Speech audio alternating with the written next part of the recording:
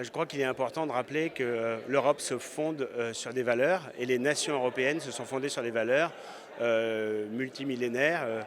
La philosophie grecque, le droit romain et la chrétienté. La chrétienté et ses valeurs ont irrigué notre culture, notre histoire, notre architecture, notre philosophie, notre littérature.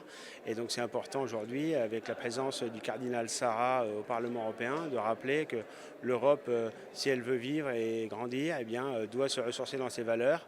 L'Europe n'est pas née en même temps que l'Union européenne, elle était très antérieure, c'est une grande civilisation.